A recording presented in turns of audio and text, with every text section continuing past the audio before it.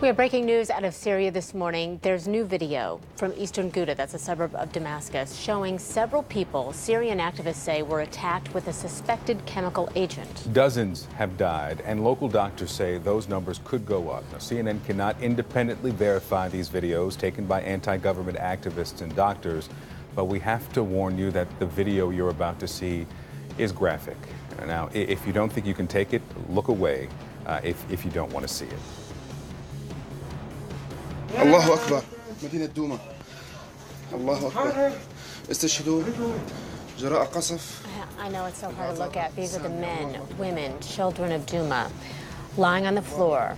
This is an underground shelter here. What you see around their mouth appears to be foam. That's a sign of a chemical attack. This is not the first time chemical attacks, though, have been reported in Syria. Now, the government has been accused on at least 3 other occasions in the last 6 years. But the Syrian government denies being behind this incident. CNN senior international correspondent Fred Pleitgen live from Damascus right now, the only Western TV journalist there. Fred, so good to see you. Help us understand what you're learning this morning. Yeah. Hi, Christy. Yes, certainly seems to be some troubling events that are happening. All of this going down only about, I'd say, about 8 miles from where I am right now. Now, the latest information that we have is that apparently around 8:30 last night, a helicopter, this is according to rebel and opposition media sources, a helicopter from the Syrian government apparently dropped some sort of improvised explosive device called a barrel bomb.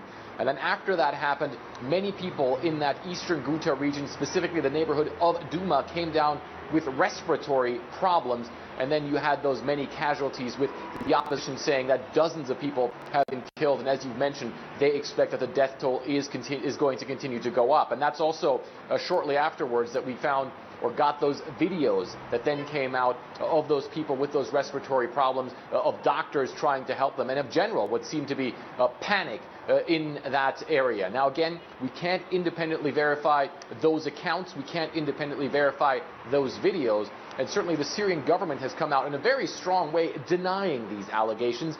They say that they had a battle in that area. They were making gains on the battlefield. They have no reason, they say, to use chemical weapons in that area because it's encircled by the government forces and was on the anyway. They also say these chemicals, the area where they were apparently used was not on the front line. It was more in the rear echelon, and that would give them even less of an incentive to use them there. So you have the denial from the Syrian government. You have the opposition groups saying that this happened. And of course, in the midst of all this, you have civilians who once again here in Syria are suffering the worst, Christy.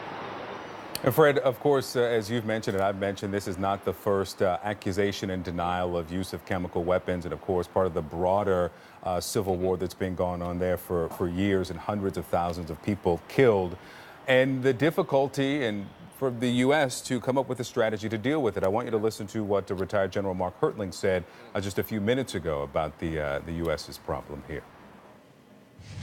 The somewhat schizophrenic foreign policy regarding Syria that, by the way, Christy, as we know, hasn't just started with this administration. There was challenges and ambiguities in the last administration as well in terms of what to do with about Syria.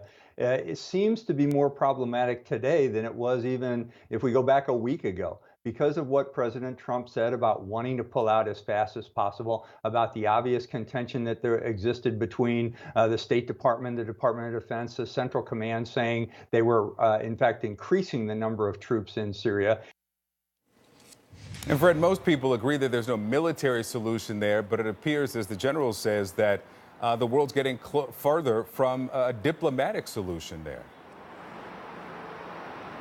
Yeah, I mean, I would absolutely agree with pretty much everything that General Hertling said there. I mean, I think that all of this comes down to one main problem, and that is you have countries here in this region in the world who are willing to be involved in Syria in the long term. Those countries are Turkey, Iran, and Russia. And then you have the U.S. that over the course of the past years was never really willing to fully get involved here in the situation in Syria. And then, of course, now you have President Trump saying that America wants to pull out. That, of course, is something that diminishes America's credibility here on the ground and makes it more difficult also for the U.S. to play a big part in diplomatic efforts. You had a summit that happened just a couple of days ago that was put on by the Turks, the Russians, and the Iranians, essentially debating the future of this country. U.S. again not at the table. And then, of course, you have all of these three countries pushing their own military agendas as well. You have the Russians supporting the Assad government. In fact, the Russians are actually the ones who were in the negotiations with the rebels in that Duma district that got hit for those rebels to then give up. And then you have the Iranians, of course, who have a long-term agenda here as well. So far, from what we're hearing, from what we're seeing here on the ground, it seems as though the Syrian government and other groups as well not really factoring America in what's going to happen in the future of this country. Again, all of them, of course, pushing their own way forward, the U.S. being left out. Victor. Fred Plankin in Damascus for us. Thank you, Fred. Now, the U.S. has condemned the apparent chemical attack on civilians there in Syria. The State Department did release a statement, in fact. And here it is. These reports, if confirmed, are horrifying and demand an immediate response by the international community. The Assad regime and its backers must be held accountable and any further attacks prevented immediately. Russia, with its unwavering support for the regime, ultimately bears responsibility for these brutal attacks.